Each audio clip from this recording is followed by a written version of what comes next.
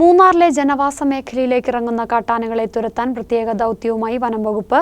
മൂന്നാർ മേഖലയിൽ സ്ഥിരമായി എത്തുന്ന കാട്ടാനകളെ കൂടാതെ കൂടുതൽ കാട്ടാനകൾ കൂട്ടത്തോടെ ജനവാസ മേഖലയിലേക്ക് എത്തിയ സാഹചര്യത്തിലാണ് വനം വകുപ്പിന്റെ നടപടി. കഴിഞ്ഞ ദിവസം വൈകുന്നേരമാണ് പഴയ മൂന്നാർ മേഖലയിൽ കാട്ടാനക്കൂട്ടം ഇറങ്ങിയത്. ജനവാസ മേഖലയിലേക്ക് ഇറങ്ങാതിരിക്കാൻ പിന്നീട് ഡ്രോണിന്റെ സഹായത്തോടെ നിരീക്ഷണം നടത്തി പടക്കം പൊട്ടിച്ച് കാട്ടിലേക്ക് തുരത്തുകയായിരുന്നു.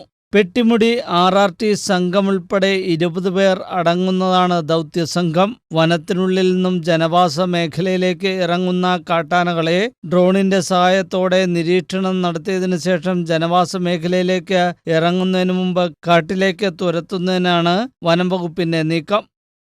ഈ ആന ഇവിടെ നിൽക്കുന്നത് വളരെ അപകടകരമായിട്ട് നമ്മൾ ഇന്ന് 2 മണി മുതൽ ഇതിനെ എന്ത് ചെയ്യും, ഇവിടുന്ന് കുറച്ച് സേഫായിട്ടുള്ള സ്ഥലത്തോട്ട് ഡ്രൈവ് ചെയ്യാൻ വേണ്ടി ശ്രമിച്ചുകൊണ്ടിരിക്കുകയാണ്. നമുക്ക് ഇതുവരെ വിജയിക്കാൻ പറ്റിയിട്ടില്ല. എന്തായാലും ഇന്ന് വിജയിക്കാൻ പറ്റുമെന്നാണ് നമ്മുടെ വിശ്വാസം. ഇന്ന് ആനയെ എന്ത് ചെയ്യണം, സേഫായിട്ട് നമുക്ക് കുറച്ചുകൂടെ വനഭാഗത്തേക്ക് എന്ത് ചെയ്യണം, കയറ്റിവിടേണ്ട ഒരു സാഹചര്യമുണ്ട്. വാച്ചർമാരെ നമ്മൾ എല്ലാ സ്ഥലത്തും എലിഫന്റ് ഗ്യാങ്ങിനെ ഡിപ്ലോയ് ചെയ്തിട്ടുണ്ട്. അവർ കൃത്യമായിട്ട് ആനകളെ സംബന്ധിച്ചുള്ള വിവരം തരുന്നുണ്ട്. പിന്നെ നമ്മൾ നേരത്തെ തന്നെ രൂപീകരിച്ച വാട്സപ്പ് ഗ്രൂപ്പുകളിൽ ആനകളുടെ സ്ഥാനത്തെപ്പറ്റി കൃത്യമായിട്ട് ഈ കണ്ണന്തേവൻ കമ്പനിയുടെ സഹായത്തോടെ നമ്മൾ മെസ്സേജുകൾ എന്ത് ചെയ്യുന്നുണ്ട്. പെട്ടിമുടി ജനവാസ മേഖലയിൽ ഇറങ്ങി നാശം വിതച്ച 6ഓളം കാട്ടാനകളെയാണ് ഇപ്പോൾ കാട്ടിലേക്ക് തുരത്താൻ ശ്രമം നടത്തുന്നത്.